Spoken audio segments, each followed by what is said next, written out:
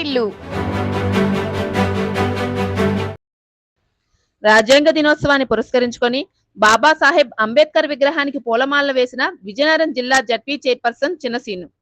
మనం స్వతంత్రం తెచ్చుకొని మన రాజ్యాంగాన్ని ఆమోదించుకొని 74 సంవత్సరాలు పూర్తి చేసుకుని 75వ సంవత్సరంలో అడుగు పెడుతున్న సందర్భంగా విజయనగరం జిల్లా జడ్పీ చైర్పర్సన్ మజ్జి శ్రీనివాసరావు జిల్లా పరిషత్ ఆవరణలో ఉన్నటువంటి అంబేద్కర్ విగ్రహానికి పూలమాలలు వేసి నివాళులు అర్పించారు.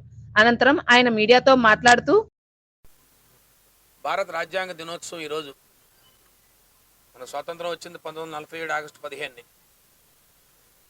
74 సంవత్సరాలు పూర్తి చేసుకుని 75వ సంవత్సరంలోకి అడుగు పెడుతున్నాం. ఈరోజు రాజ్యాంగ దినోత్సవం అంటే మన రాజ్యాంగాన్ని అమలుపరుచుకున్నాం.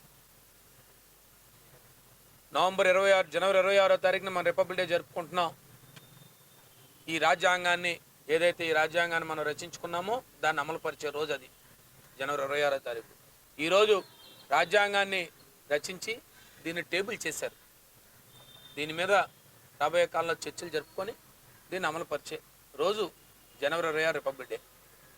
అయితే ఈరోజు రాజ్యాంగ దినోత్సవం. ఈరోజు రాజ్యాంగాన్ని పెద్దలందరూ ఆనాడు మహనీయులందరూ కూడా బాబాసాహెబ్ అంబేద్కర్ గారి అధ్యక్షన అనేక మంది సభ్యులుండి ఇవాళ ఈ దేశంలో ప్రతి పౌరుడు ఏ రకంగా నివసించాలి, ఈ ప్రతి పౌరుడికి ఉన్న హక్కులేంటి, ప్రాథమిక హక్కులేంటి, మనం ఏ రాజ్యాంగాన్ని నడుచుకోవాలి, ఈ భారతదేశాన్ని ఇంత స్వాతంత్రాన్ని సాధించుకున్న మనం రాబోయే తరాలు ఏ రకంగా నివసించాలి, ఏ రకంగా వెళ్ళాలని చెప్పి ఆ రోజు బాబాసాహెబ్ అంబేద్కర్ గారి అధ్యక్షన జరిగింది ఈ కార్యక్రమం.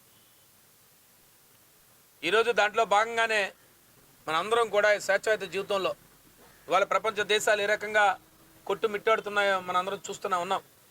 కానీ ఇవాళ భారతదేశం అన్ని రకాలైన శాంతి భద్రతల విషయంలో కానీ సార్వభౌమత్వ విషయంలో కానీ ఎప్పుడు కూడా అందరం కూడా మసులుకుంటూ ఏదైతే ఎన్నికైన ప్రజాప్రతినిధులు అందరం కూడా రాజ్యాంగం మీద ప్రమాణం చేస్తూ మనం నడుచుకుంటామని చెప్పి ఏ రకంగా చెప్తున్నామో ఆ రకంగా ఈరోజు వరకు కార్యక్రమాలన్నీ జరుగుతున్నాయి. కాబట్టే ఈరోజు బాబాసాహెబ్ అంబేద్కర్ చూపించిన బాట, వారు రచించిన విధానం, వారు చెప్పిన విధానం, ఎలాగైతే ఒక రిజర్వేషన్లు కల్పించినప్పటికి కూడా ఏ రకంగా ఆ రిజర్వేషన్లు మలుచుకోవాలి, ఏ రకంగా వాడుకోవాలి అని చెప్పి వారు ఆ రోజే చెప్పడం, అనేక కారణాలు వారు రాజ్యాంగంలో మనకు చూపించిన అనేక రకమైన విధానాలతో ఈరోజు ముఖ్యంగా ఆయన చెప్పింది ప్రతి పౌరుడికి కూడా ఈ దేశంలో చదువు ఉండాలి, చదువే అతనికి ఆస్తి, చదువుకున్న ప్రతి వాడికి రాజ్యాంగంలో ప్రాథమిక హక్కు ప్రభుత్వాలు ఇవ్వాలని చెప్పి, అలాగే వైద్యం ప్రతి వాడికి కూడా జీవించే హక్కుని 100% ప్రభుత్వాలు కల్పించాలని చెప్పాయి ఆ రోజు రాజ్యాంగంలో.